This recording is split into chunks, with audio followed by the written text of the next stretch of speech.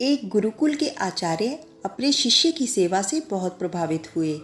विद्या पूरी होने के बाद जब शिष्य विदा होने लगा तो गुरुजी ने उसे आशीर्वाद के रूप में एक दर्पण दिया। वह साधारण दर्पण नहीं था। उस दिव्य दर्पण में किसी भी व्यक्ति के मन के भाव को दर्शाने की क्षमता थी। शिष्य गुरुजी के इस आशीर्वाद से बहुत खुश था। उसने सोचा कि चलने से पहले क्यों न दर्पण की क्षमता की जांच कर ली जाए। परीक्षा लेने की जल्दबाजी में उसने दर्पण का मुंह सबसे पहले गुरुजी के सामने कर दिया। शिष्य को तो सदमा लग गया। दर्पण यह दर्शा रहा था कि गुरुजी के मन में मोह, अहंकार, क्रोध आदि बुराइयां स्पष्ट नजर आ रही हैं।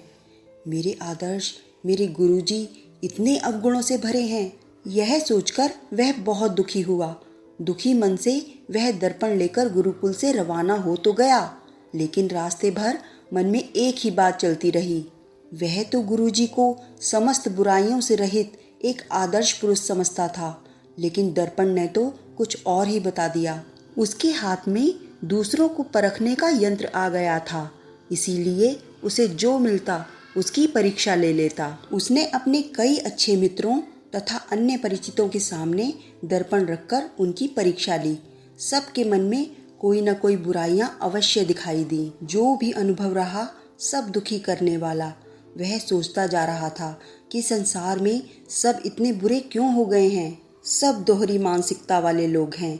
जो दिखते हैं दरअसल वे हैं नहीं। इन्हीं निराशा भरे विचारों में डूबा दुखी मन से वह किसी तरह अपने घर तक पहुंच गया। उसे अपने माता पिता का ध्यान आया।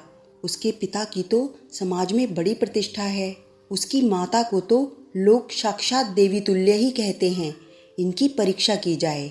उसने उस दर्पण से माता पिता की भी परीक्षा कर ली। उनके मन में भी कोई न कोई बुराइयां दिखाई दी। ये भी बुराइयों से पूरी तरह मुक्त नहीं हैं। सारा संसार ही झूठ पर चल रहा है। अब उस शिष्य के मन की बेचैनी सहन के बाहर हो चुकी थी। उसने दर्पण उठाया और चल दिया गुरुकुल की ओर।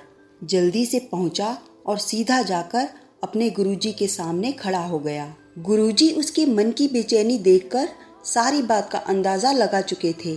शिष्य ने गुरुजी से विनम्रता पूर्वक कहा, गुरुदेव, मैंने आपके दिए दर्पण की मदद से देखा कि सबके दिलों में तरह तरह के दोष हैं। कोई भी दोष रहित सज्जन मुझे अभी तक क्यों नहीं दिखा। क्षमा के साथ कहता हूँ कि स्वयं आप में और अपने माता पिता में भी मैंने दोषों का भंडार देखा। इससे मेरा मन बड़ा व्याकुल है। तब गुरुजी हंसे और उन्होंने दर्पण का रुख शिष्य की ओर कर दिया। शिष्य दंग रह गया। उसके मन के प्रत्येक कोने में द्वेष, अहंकार, क्रोध जैसी बुराइयां भरी पड़ी थीं। ऐसा कोई कोना ही नहीं था जो निर्मल हो। गुरुजी बोले, बेटा, यह दर्पण मैंने तुम्हें अपनी बुराइयों को देखकर जीवन में सुधार लाने के लिए दिया था, न कि दूसरों की बुराइयां खोजने के लिए।